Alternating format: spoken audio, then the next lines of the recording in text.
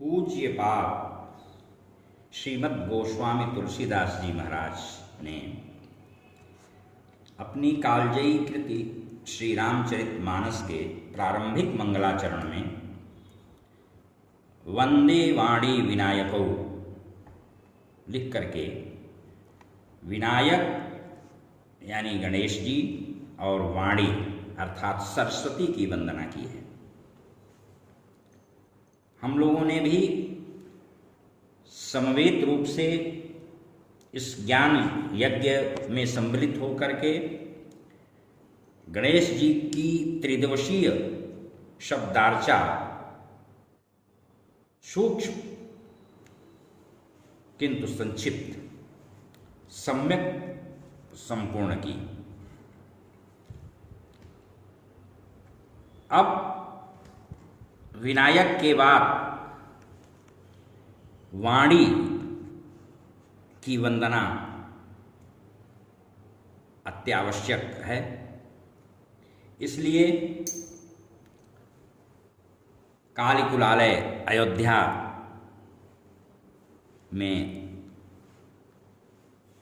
आप सभी श्रद्धालु सुधी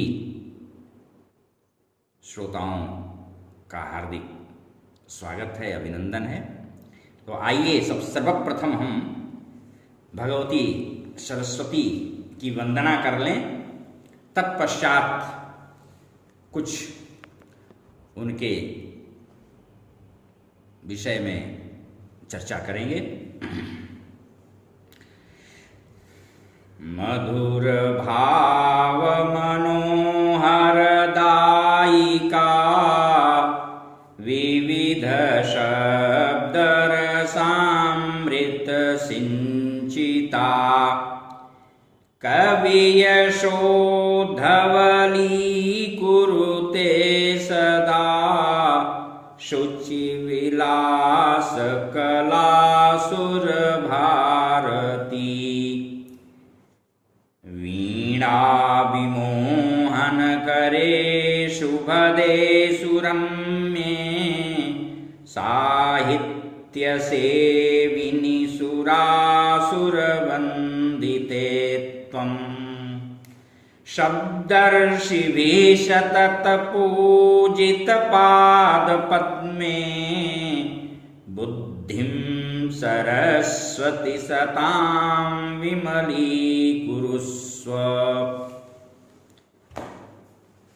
आज से वाणी के वाङ्मय विग्रह की वाचिक अर्चना का हम आरंभ कर रहे हैं। प्रारंभ होने वाली यह श्रृंखला तमसो मां ज्योतिर्गमय के ध्येय वाक्य से संबंधित है। जड़ता, अज्ञानता यह बहुत ही घातक है। स्मृति वाचा दोनों शुद्ध और परिपुष्ट होनी चाहिए। भौतिक, आध्यात्मिक या अन्य किसी भी प्रकार की विद्या की साम्राज्ञी सरस्वती ही हैं। देव से लेकर मनुष्य पर्यंत सबकी मेधा, बुद्धि, स्मृति, ज्ञान, काव्यत्व की स्वस्थ हेतु निर्भ्रांत रूप से सरस्वती ही हैं। उन्हीं की कृपा से यह सब प्राप्त होता है। इसलिए हम सब सरस्वतीं देववंतो हवन्ते के सहभावी संभावी बने, क्योंकि बिना विद्या विनय के सम्मान प्राप्त नहीं होता है और बिना विनयाधान के विद्या बंझा होती है। इसलिए सरस्वती की उपासना से यह सब संभव होता है। इस क्रम में कुछ प्रयोग, कुछ तंत्र के ऐसे प्रयोग, गूढ़ प्रयोग, अनुभूत प्रयोग हम आपके सामने प्रस्तुत करेंगे जो सरस्वती से इतर होंगे और उनकी गुणवत्ता जानी परखी हुई होगी। और उसमें से कई प्रयोग तो ऐसे हैं जो हमने अपने स्वाध्याय काल में, छात्र जीवन में उनको स्वयं मैंने किया, उससे हम आप सबको अवगत कराएंगे। आप उनका लाभ अवश्य उठाएं और साथ ही साथ अपनी संतति के, अपने जो संतान हैं उनके स्वस्थ शुद्ध ज्ञानार्जन हेतु उन प्रयोगों को आप कराएं। इस उद्देश्य से, इस निमित्त से हम आज सरस्वती पर केंद्रित होकर के आपसे सब चर्चाएं करने जा रहे हैं। सरस्वती निश्चित रूप से ज्ञान की अधिष्ठात्री देवी हैं। वैसे किसी भी दैवीय शक्ति की कृपा हो जाए तो कोई भी चीज असंभव नहीं है। और ऋते ज्ञानान्न मुक्ति, बिना ज्ञान के मुक्ति संभव नहीं। अत्यावश्यक है, ज्ञान की आवश्यकता पूरे इस जीवन में, इस संसार में है। इसलिए वाणी सर्व कामदुधा कही जाती है, कामधेनु से उपमेय होती है। वैखरी वाणी उनका व्यक्त रूप है और परा पश्यंती मध्यमा वाणी अव्यक्त रूप है। देवगण जो होते हैं मध्यमा वाणी को वैखरी के रूप में परिणत करते हैं और वाणी कामदुधा का दोहन करके ज्ञान सुधा के द्वारा अपनी तत्व पिपाशा की जिज्ञासा को शांत करते हैं। मां की कृपा से ही हमें वार्ता में, विचार में सफलता प्राप्त होती है। विद्यार्थिना अध्ययनो तपः, विद्यार्थियों का अध्ययन ही तपस्या है। उसमें शैथिल्य नहीं होना चाहिए उनके द्वारा और उनके जीवन में केवल सरस्वती ही समुपासित होनी चाहिए, क्योंकि प्रथमे नार्जिता विद्या, यदि पहली अवस्था में विद्या अध्ययन करके विद्या नहीं प्राप्त किया तो फिर आगे कठिनाई हो जाती है। और विद्या की प्राप्ति गुरु शुश्रूषया विद्या, गुरु की सेवा से होती है। और जब गुरु के सानिध्य में उनका अंतेवासी होकर के सेवा शुश्रूषा करता हुआ विद्यार्थी अध्ययन करता है, विद्यार्जन करता है, तो विद्या कालेन पच्यते, समय के अनुसार उसकी विद्या पचती है और फलीभूत होती है। तो सरस्वती के द्वारा हमारे अंदर ज्ञानोदय होता है और सरस्वती शास्त्रों में 3 रूपों में परिवर्णित हैं। एक सरस्वती को अम्बितमा कहते हैं। एक मंत्र में अयमम्बितमे नदीतमे देवीतमे सरस्वती अप्रशस्ता इव स्मसि प्रशस्ति मम्ब नस्कृति। अम्बितमा, नदीतमा और देवीतमा कहा गया है। और यह तीनों भाव बहुत ही गंभीर हैं। अम्बितमा ये मातृतमा का पर्याय प्रतीत होता है। सरस्वती श्रेष्ठ माता है। विश्व में जितनी भी माताएं हैं उन सब में सर्वश्रेष्ठ माता सरस्वती हैं। माता कहते हैं मानयत इति माता, जो पुत्रों का पोषण करे, माने जाने, मां धातु से माता शब्द निष्पन्न है। सरस्वती जैसी कोई माता नहीं। नदी तमा क्यों कहते हैं इनको? आदि भौतिक स्वरूपा जो सरस्वती हैं, वारि ब्रह्म के रूप में प्रयाग में की त्रिवेणी को पुष्ट करती हैं, गंगा जमुना से मिल करके उनको पूर्णता प्रदान करती हैं। और आध्यात्मिक दार्शनिक विवक्षा उसकी की जाए तो सुषुम्ना नाड़ी ही सरस्वती है और उनका अवस्थान इड़ा पिंगला के मध्यवर्ती हैं। यह आध्यात्मिक त्रिवेणी है। यहां नद धात शब्दार्थक है, जिसमें नदी शब्द बना है, जिससे जो नदयतिजा साहित्य नदी, जो चलने में गति में शब्द उत्पन्न करे। तो यानी नाद विशिष्टा गतिमयी शब्द ब्रह्मा या सरस्वती हैं, इसलिए इनको नदी तमा कहते हैं। देवीतमा देवियों में श्रेष्ठ हैं, क्योंकि ज्योतिर्मयी हैं, धवल हैं। ब्रह्मस्वरूपा श्रेष्ठ हैं, कांतिमती हैं, द्युतिमती हैं। गति, प्रकाश, दिव, आलोक सब प्रदान करती हैं। और सरस्वती तो इसलिए हैं कि सरस की अधिष्ठात्री होने के कारण सरह अस्ति जस्या सा, गति अर्थ में वह अज्ञान को निकाल देने वाली सरस्वती हैं।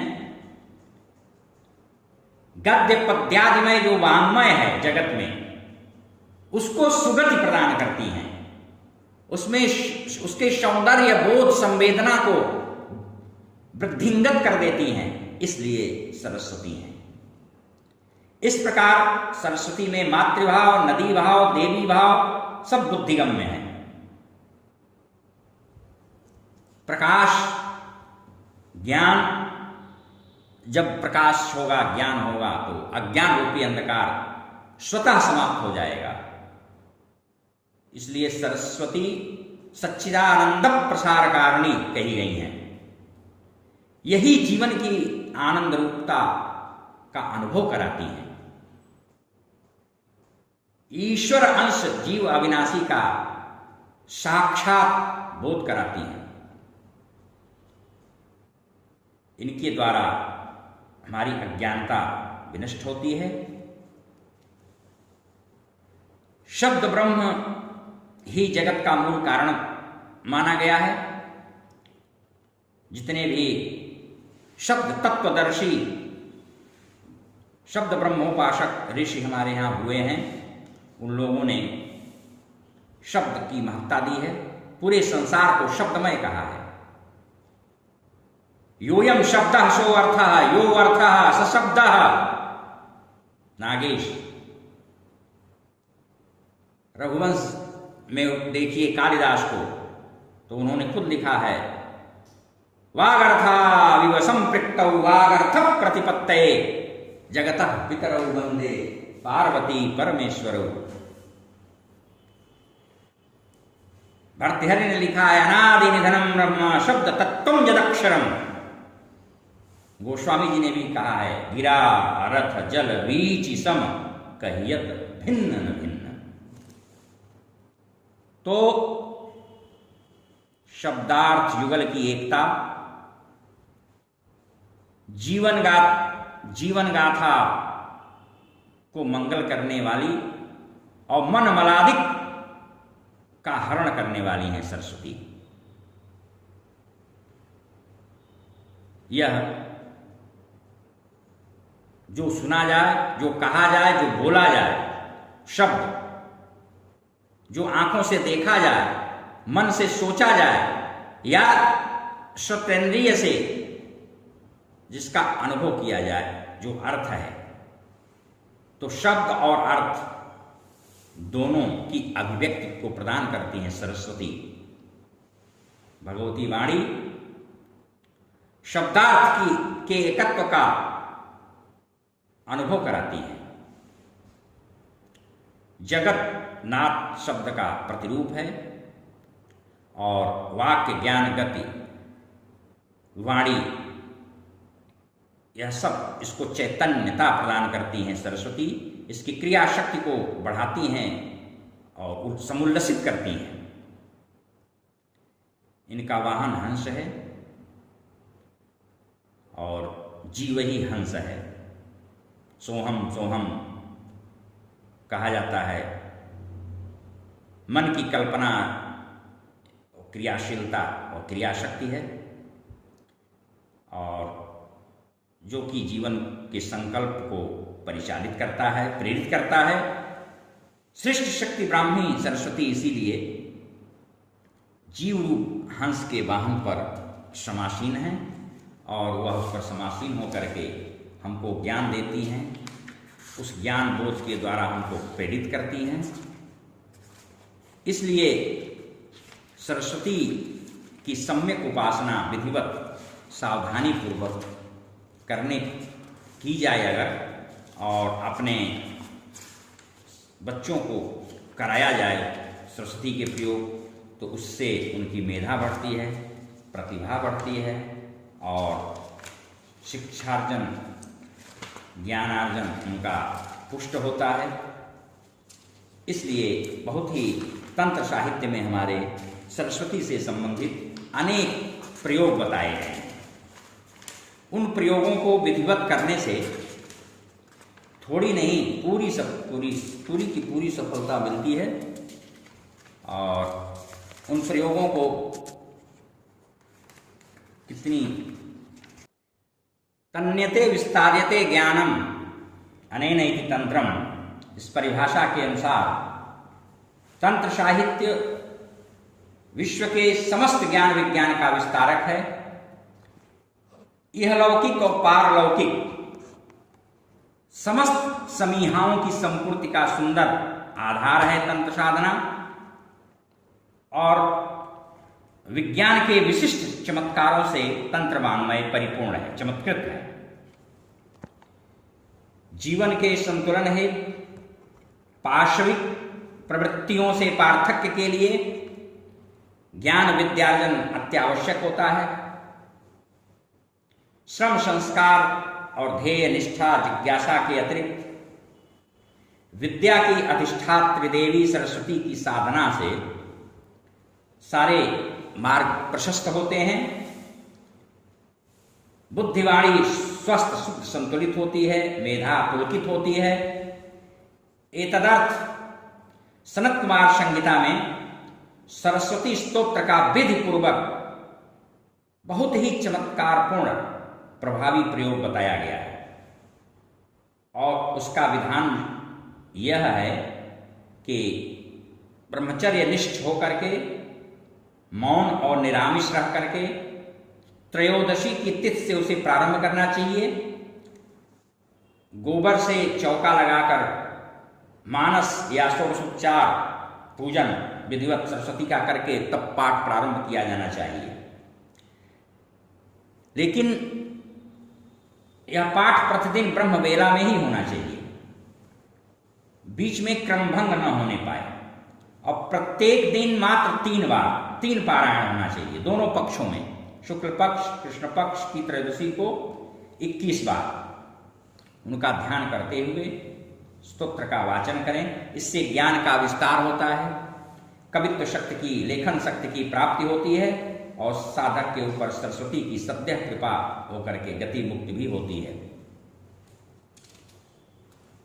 और एक चीज यहां पर बहुत ध्यातव्य यह है कि इनके जितने भी प्रयोग किए जाएं उसमें सब श्वेत वस्तुओं का ही उपयोग होता है। इनका जो एकाक्षर या बीजाक्षर जिसको कहते हैं उसका जप पुरस्चरण वाग्मिता प्रदान करता है, वचन सिद्ध बनाता है। लेकिन अनुष्ठान काल में हविष्यान्न का आहार हो या पयाहार फलहार पे रहें और अपामार्ग की दातुन करें और झूठ न बोलें, तो वह सरस्वती का एकाक्षर बहुत ही सिद्धिप्रद है।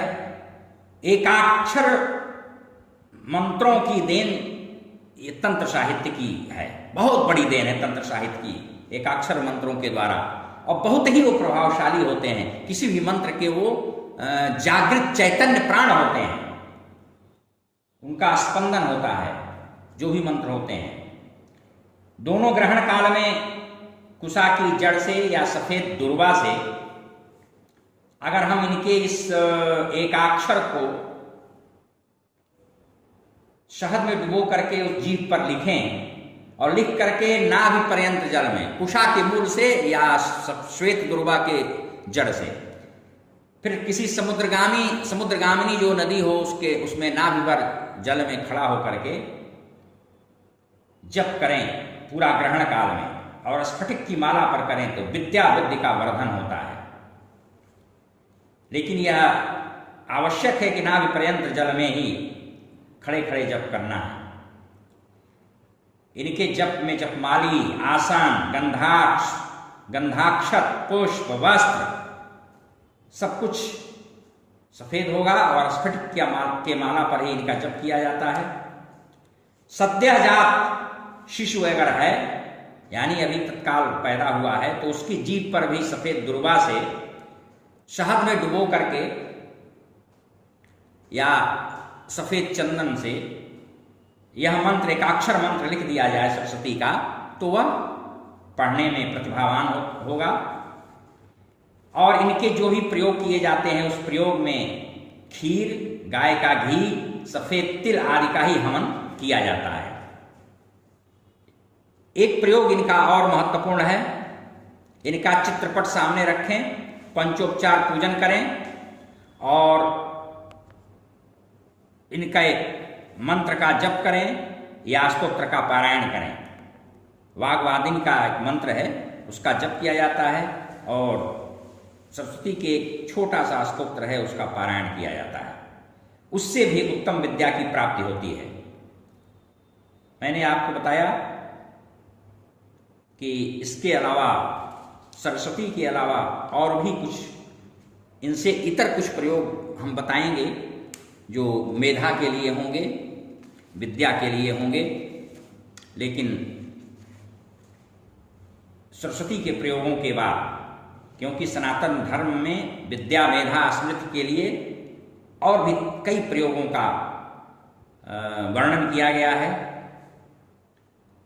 लेकिन उन सब प्रयोगों में निगमागम में यह सरस्वती जो हैं, मतलब वैदिक साहित्य हो चाहे पौराणिक तांत्रिक हो, दोनों उपासना पद्धतियों में समान रूप से यह प्रतिष्ठित हैं, पूजित हैं और विद्या की अधिष्ठात्री देवी कही गई हैं।